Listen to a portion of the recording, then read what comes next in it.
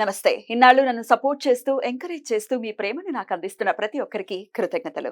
అలాగే ఈ వీడియో కూడా ఖచ్చితంగా మీకు ఉపయోగపడుతుంది. లైక్, షేర్ అండ్ సబ్స్క్రైబ్ చేసి మీ సపోర్ట్‌ని నాకు అందించండి. అలాగే ఈ వీడియో పట్ల మీకున్న అభిప్రాయాన్ని కామెంట్ సెక్షన్‌లో కామెంట్ చేసి తెలియజేయండి. ఇప్పుడు వీడియోని చూద్దాం. నమస్తే. Welcome to our channel. నేను పద్మిని. ప్రస్తుతంతో పాటు ప్రముఖ ఆధ్యాత్మికవేత్త, నారీసేన ఫౌండర్, దత్త ఉపాసకురాలు శ్రీమతి లతా దత్త గారు మనతో పాటు ఉన్నారు. మాట్లాడదాం. నమస్తే అక్క. నమస్తే. జై గురుదత్త పద్మిని. శ్రీ గురుదత్త అక్క. అక్క, చైత్ర బహుళపక్ష ఏకాదశి వచ్చేస్తోంది. ఈ 4వ తారీఖు శనివారం ఏకాదశి. ఏకాదశి వస్తున్నప్పుడు చాలా ఆనందంగా అనిపిస్తుంది. అందులో అది శనివారం వస్తాయి. ఎందుకంటే తిథి స్వామికి ఎలాగో చాలా చాలా ఇష్టం ఏకాదశి తిథి అంటే. వారం కూడా స్వామికి చెప్తూ ఉంటారు కాబట్టి భలే ఆనందంగా అనిపిస్తోంది. వస్తోంది శనివారం ఏకాదశి. వరూధిని ఏకాదశిగా పిలువబడేటటువంటి ఏకాదశి. అయితే ఒక 1 మినిట్ నాకు టైం ఇవ్వండి. నేను ఖచ్చితంగా చెప్పండి. ఈ ఏకాదశి ప్రత్యేకించి చెప్పటం అనేది ఒక అలవాటుగా పెట్టుకున్నాము. చాలా చాలా సంతోషంగా చెప్తూ ఉన్నాము. వచ్చిన వాళ్ళందరూ కూడా చాలా బ్యూటిఫుల్ గా ఎక్స్ప్లెయిన్ చేస్తున్నారు. మరి ఎంతమంది ఆచరిస్తున్నారో ఆచరించట్లేదో అనేది దైవానికే ఎరుక. ఎందుకంటే మాకు పిల్లలు కలగట్లేదు. మొన్న చిలుకూరులో మనం చూసాము, గరుడ ముద్ద కోసం అసలు ఎంత మంది.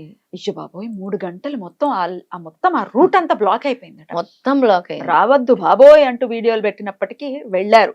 తర్వాత న్యూస్ ఏమొచ్చింది, ఇంత మందికి సంతానం లేదా. ఎగ్జాక్ట్లీ, అది తెలిసింది. అది ఓన్లీ గరుడ ముద్ద ఇస్తున్నప్పుడు తెలిసిన విషయమే కాదు. మనం ఏ గుడికి వెళ్ళినా ఉయ్యాలలు కడుతూ, ఆ తాళ్ళు కడుతూ, రావి చెట్లకి ఇవన్నీ కనపడుతున్నాయంటే పిల్లలు లేరనే కదా. పిల్లలు లేరని చాలా సులభంగా తరుణోపాయాలు ఈశ్వరుడు ఇచ్చాడు ఏకాదశి వ్రతాల రూపంలో. గొంతు చించుకుని చెప్పేది అందుకే కదా. ఇప్పుడు వచ్చేటటువంటి వరూధిని ఏకాదశి కూడా అందుకే. పితృదేవతల అనుగ్రహం పొందామంటే ఇంకా మనకి దొరకందంటే ఏమీ ఉండదు కదా. పిల్లల వంశాభివృద్ధి ఖచ్చితంగా జరుగుతుంది. అందుకే మరొక్కసారి ఇది ఆర్తితో చెప్తున్నాను. ఎందుకంటే ఎవరు పిల్లలు లేరు అన్న బాధతో ఎవరు బాధపడకూడదు. బాధ అస్సలు పడకూడదు. మనకి బాధ అనిపిస్తుంది, అదే అనుభవించే వాళ్ళకి ఆ బాధ. నాకు అది తెలుసు, ఆ కష్టం నాకు ఉన్నారు. అయినప్పటికీ నాకు ఉంది బేబీ. కానీ నేను ఎదుర్కొన్నటువంటి సమస్య రీత్యా నేను ఇది మాట్లాడటం జరుగుతుంది. ప్రత్యేకించి రాబోతోంది వరూధిని ఏకాదశి కాబట్టి ఒక్కసారి దీని వైశిష్ట్యాన్ని ఎలా వినియోగించుకోవచ్చు ఈరోజు. ఖచ్చితంగా చాలా చక్కగా చెప్పావు పద్మిని. ఎంతో మంది తల్లులు పడుతున్న ఆవేదనని నువ్వు చెప్పావు. అంటే సంతానం కోసం పరితపిస్తున్నారు. అలాంటి తల్లులు అందరూ కూడా ఏకాదశి వ్రతాలు ఆచరించాలి. ముఖ్యంగా ప్రతి ఏకాదశికి ఒక్కొక్క నామం భగవంతుడు ఇచ్చాడు. ఈ ఏకాదశి వరూధిని ఏకాదశి అనేది చాలా ముఖ్యమైనది. ఎందుకు అంటే వంశాభివృద్ధి కోసం చేసేది. అలాగే పితృదోషాలు అంటే ప్రతి ఏకాదశి రోజు కూడా మీరు చేసే దాన ధర్మాలు ఏవైతే ఉంటాయో దాని వల్ల మీ పితృదోషాలు తొలగిపోతాయి. అందుకే ఏకాదశి తిథికి దత్తాత్రేయుడికి చాలా సంబంధం ఉంది. ఎందుకంటే సాక్షాత్ విష్ణుమూర్తిదే కదా. అయితే ఈ రోజు అంటే ఈ ముఖ్యంగా ఆ రోజు ఈశ్వరుడు ప్రత్యేకంగా చేసినటువంటి ఫాస్టింగ్ కూడా ఉంది. అంటే ఈశ్వరుడే కొలిచాడు. ఈశ్వరుడే ఉపవాసం ఉన్న ఏకాదశి ఇది.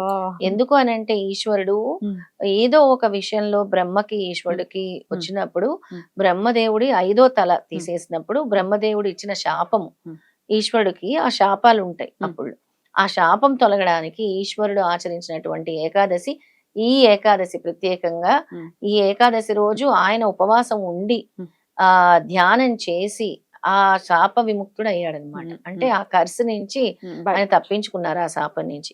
ఈశ్వరుడే చేసినప్పుడు మనం ఎంత. అందుకే మనం ఆ రోజు చేసినటువంటి ఉపవాసం వల్ల, ఆ రోజు చేసినటువంటి దాన ధర్మాల వల్ల, ఆ రోజు పెట్టిన దీపం వల్ల, ఆ రోజు పెట్టిన ప్రసాదం వల్ల, ఆ రోజు ఖచ్చితంగా మీరేమీ చేయలేకపోతే ఒక బ్రాహ్మణుడికి గుడికి వెళ్ళి స్వయం పాకం ఇచ్చి ఏదో ఒకటి దానం చేసి రండి. ఖచ్చితంగా మీ పితృదోషాలు నివృత్తి అవుతాయి, ఏదో ఒకటి వంశాభివృద్ధి అవుతుంది. ఎండాకాలం కాబట్టి దానికి అనుగుణంగా దానాలు. నేను ఎప్పుడు చెప్తాను, ఎండాకాలం కాబట్టి జలదానం చేయండి, మజ్జిగ దానం చేయండి అని చెప్తూనే ఉంటాం. అంటే ఎంతమంది పాటిస్తారో తెలియదు. ఎండాకాలము ఖచ్చితంగా మీరు ఇన్ని నీళ్లు ఇచ్చినా కూడా, ఇంత ఒక మజ్జిగ ప్యాకెట్ ఇచ్చినా కూడా విశేషమైన ఫలితం స్వామి ఇస్తారు. ఎందుకంటే పితృదేవతలు అంటే మా పితృదేవతలు దోషాలు లేవి అని అనుకుంటారు. పితృదేవతలకు పెట్టింది, పితృదేవతలతో పాటు దేవతలు కూడా కూర్చొని భుజిస్తారట. అంటే దేవతలు కూడా వస్తారట. అంటే వాళ్ళు ఎవరో కాదు. ఇప్పుడు ఎంతో మంది మీ తాత ముత్తాతలు అటు వంశం ఇటు వంశము, అందులో ఎవరో ఒకరినైనా సరిగ్గా వాళ్ళు చూడకపోయినా వాళ్ళ చివరి ప్రయాణం సరిగ్గా చెయ్యకపోయినా, అవును. అంతిమ చివరి సంస్కారం. ప్రయాణం అంతిమ సంస్కారాలు ఉమ్. చివరి ప్రయాణం సరిగ్గా చెయ్యకపోవటం అవును. వల్ల, లేదంటే వాళ్ళ ఇంట్లో నుంచి వెళ్ళిపోయి ఎక్కడైనా పడిపోయి చనిపోయినా, వాళ్ళ ఇలాంటి తెలీదు తెలీదు. మీ బతికే ఉన్నారు అని వంశంలో అనుకుంటాం. అవును మీ అవును వంశంలో ఏదైనా అలాంటివి జరుగుండొచ్చేమో అవును. తరతరాల నుంచి. అవును. అలా కొంతమంది వెళ్ళిపోయినా, ఉమ్. ఇలా ఒకటి మధ్యలో ఇరుక్కున్నా కూడా దాన్ని కూడా పితృదోషం అంటాం. ఉమ్. దాని వల్ల ఆ ఎఫెక్ట్ ఇప్పుడు నెక్స్ట్ జనరేషన్స్ మీ సఫర్ అవుతుంది. తర్వాత అవును. తరాల వాళ్ళకి వస్తుంటాయి, సఫర్ అవుతారు. సంతానం కలగకపోవడానికి కారణము Yeah. ముఖ్యంగా అది. కాలసర్ప దోషాలని అంటే ఏవో కాదు, ఇలాంటివే. ఉమ్.